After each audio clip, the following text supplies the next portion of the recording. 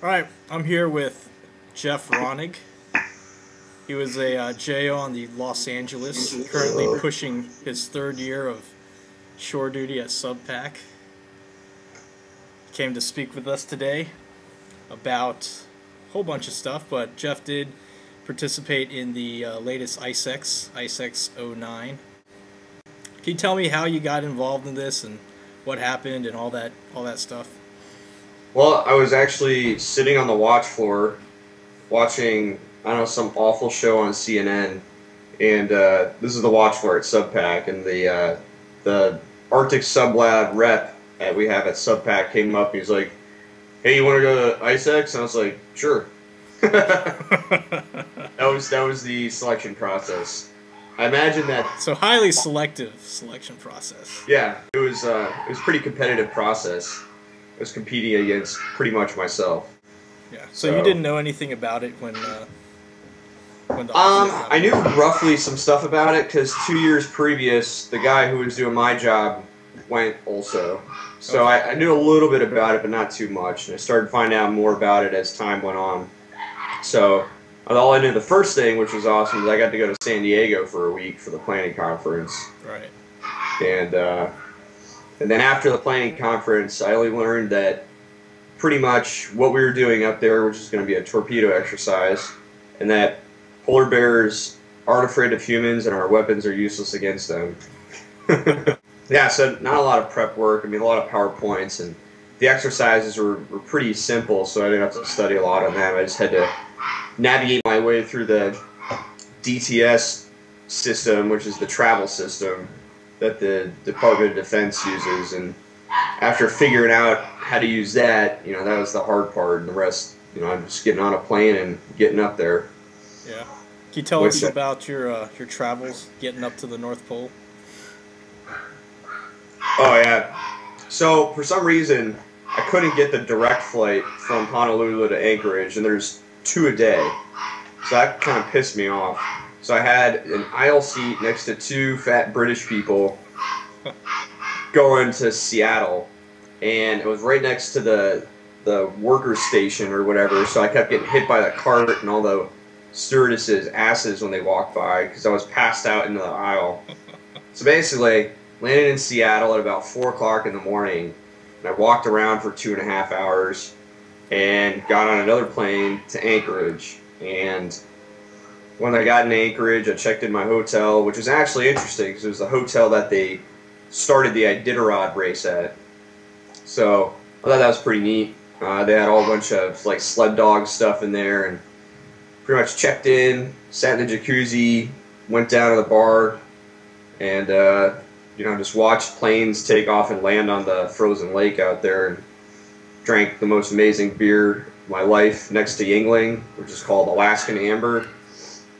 And it was a pretty good time. It was really a short stay. A couple other guys showed up, and we went out to eat at this huge sports bar, and then we went to another fine establishment called the Alaska Bush Company. And I'm sure you can imagine what type of establishment that was. And we weren't there very long because we had to get up early, so we went back, and we had a flight from Anchorage to a town called Dead Horse, which is on the northern slope of Alaska. So if you look at Barrow, Dead Horse isn't even like on most maps. It's just a town that British Petroleum owns, and you fly in there. There's the tarmac, which you have to walk out into the building. So we got out of the plane, I think it was about -30 out, and like instantly all my nostrils and my eyelashes froze together. So I really couldn't see or breathe. And this was still in Alaska.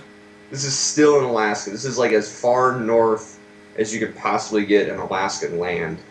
So I thought we were going to spend a night there, which I was kind of happy about because I heard, the Prudhoe Bay Hotel. I mean, even though it's kind of weird, I wasn't ready at all to fly up to the ice that day since I was a little hungover. And nope, we went to the building, changed into our parkas. 20 minutes later, we were on a little bush plane flying up to the ice camp, which was about 200 miles in the middle of 200 miles north of Alaska in the Arctic Ocean. So So how many guys were with you flying up in this little? the guys doing my job. There was 3 other dudes, Royal Navy officer and a guy from Squadron 11 and a guy from Sublant. But in terms of the Navy contingent up there, I think there's maybe 12 people for the Navy contingent, which is the Arctic Sublab, and then there's maybe about 15 or 20 other people with the Applied Physics Lab at University of Washington. Okay. So there's also a lot of other people coming in and out of camp, like the guys from Newark. There's a lot of Newark guys there since we were doing a torpedo exercise. So I think at one point we had like 70 people at the camp, but at any time it was usually around 40 was the max number. Okay. Can you tell us a little bit about what the camp was like, what it looked like, what your living conditions were like? Yeah, living conditions weren't bad. I mean, there were heated 8 feet by 20 feet hooches. So it slept 6 people, which were they made these bunks out of wood, and so it slept 6. They were pretty warm, but once the wind picked up, you could definitely see where all the cracks were because your breath inside the hooch froze into the cracks and created like icicles in there. But I was really warm. I slept really well the whole time, and it was quite comfortable. There was like a shower facility attached to the galley, but I didn't use that. I just used baby wipes and camping shampoo, which you didn't have to use water for. It was pretty disgusting, actually. And how long were you up there?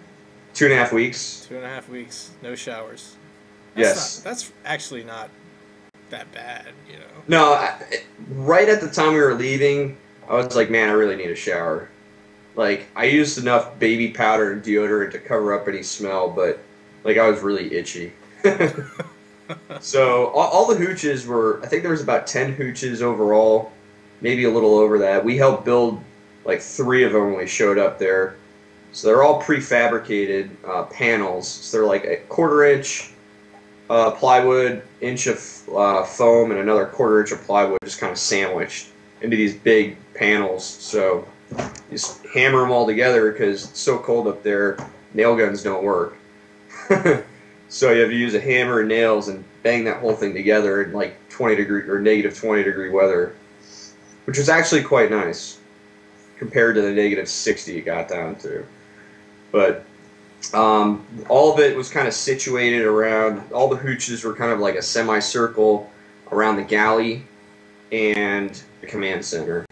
And you spend most of your time either in the hooch or in the galley. A lot of guys liked hanging out in the command center. I didn't really like hanging out in there too much since I would spend shifts in there doing absolutely nothing. I mean, when it was busy, and when it wasn't busy, I mean, I wanted to put a drill into my skull. I was so bored. I actually got pretty good at 4-suit spider solitaire. I was quite proud of myself.